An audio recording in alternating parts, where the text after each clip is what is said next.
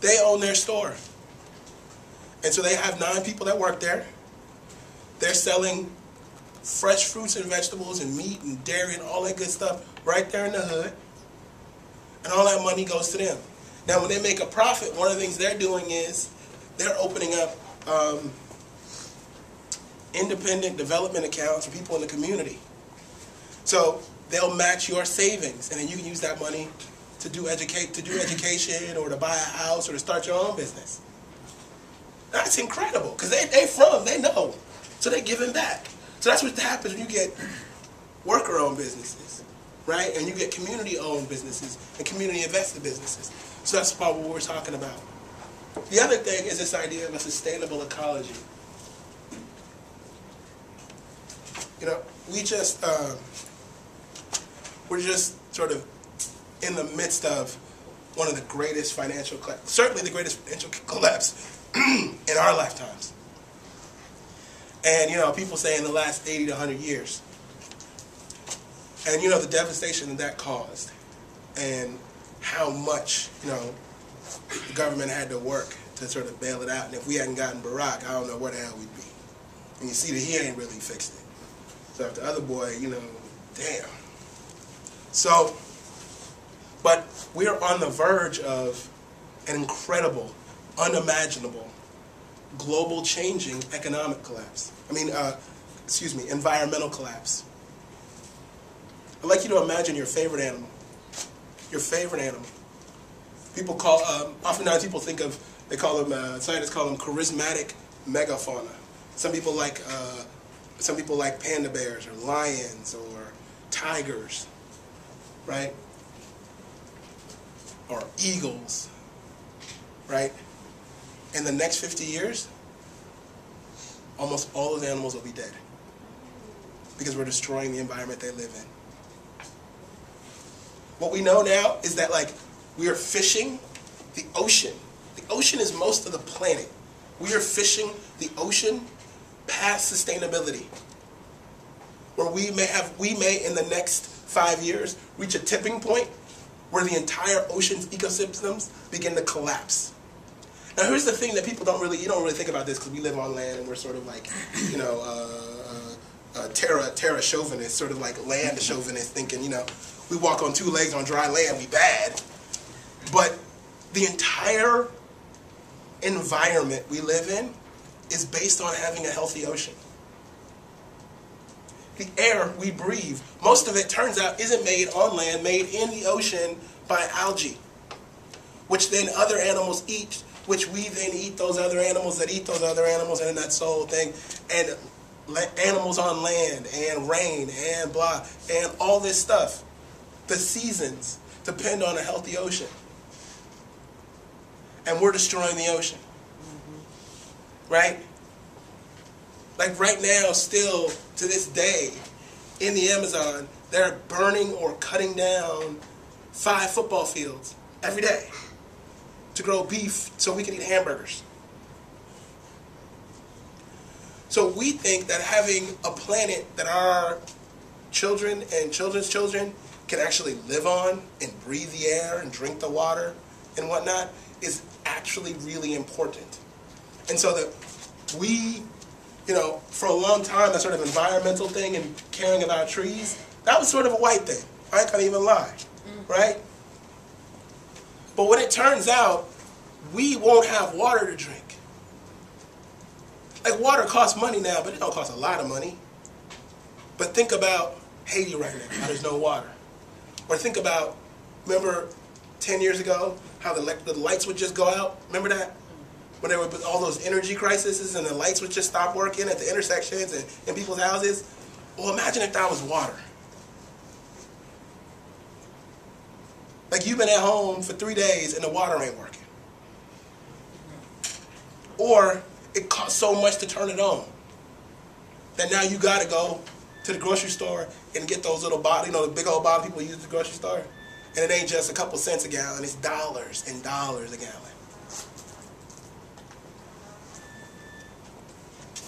And the thing is, so that's what's possible.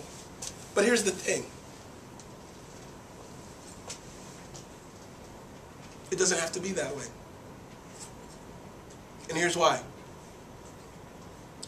Right now, who has a cell phone? Hot damn. Okay, you right now in your pocket have more technology than the United States government did when they landed a man on the moon. Let me back that up and say it to you again. You right now, in your pocket, on your hip, in your holster, on your lanyard around your neck, have more technology than the United States government did when it landed a man on the moon.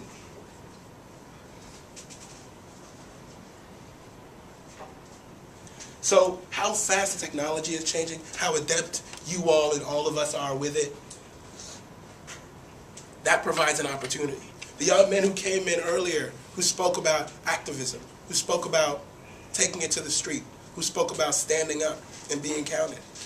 Right now, and increasingly, that's what it's all about, right? And so what the work that we're trying to do with Soul of the City is just that. It's this work of, we got this big vision of how we're going to change Oakland. Well, we're going to change Oakland very simply. We're going to do community service for community solutions. Every problem in the world, we don't need the government to fix, and we don't need no corporations to fix. We've been in the last couple of months going every couple of weeks and doing garden work in Sobrani Park. Helping to build food infrastructure in Sobrani Park over there in the school. In West Oakland right now, our folks at City Slicker Farms is planting and harvesting food in people's backyards so that we have food to eat. And we're helping them with that work. Our folks at this organization, Bay Localized, is figuring out how we can do distributed power generation, where you can have a generator, a solar generator on top of your house, and then get paid by your neighbors back for the energy that you're not using and that you sell power back to the grid, right? So we can have distributed power, right? The solutions are already right here. We just have to stand up and fight for them. So the next step we're doing is we're learning what are the challenges, what are the solutions, what are the likely outcomes if we don't change our path, so we can educate ourselves, because that's the first step. And then we're being engaged so that we know where are the opportunities for us to change outcomes for our folks.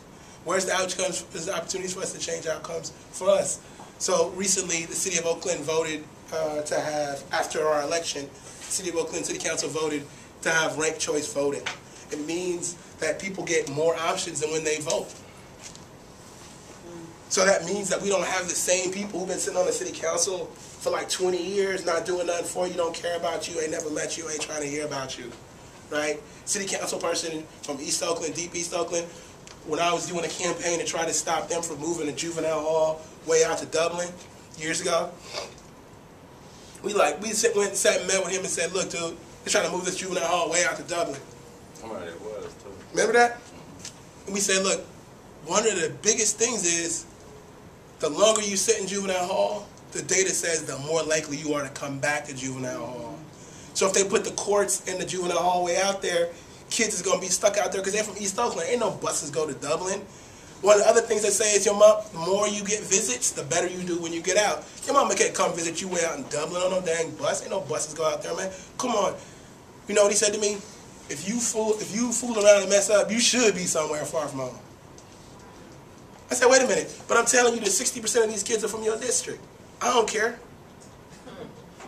Who said that? Yeah, a city council person from over there. Larry Reed? Yes, sir. Larry Reed? That's his name. I thought he was cool. Nah, he said that to my face. He ain't been cool with me since. Oh, man. I really feel sometimes so deeply blessed to be alive right now. Because, with all of the challenges in the world, how much God must love and trust each and every one of us for us to be alive right now.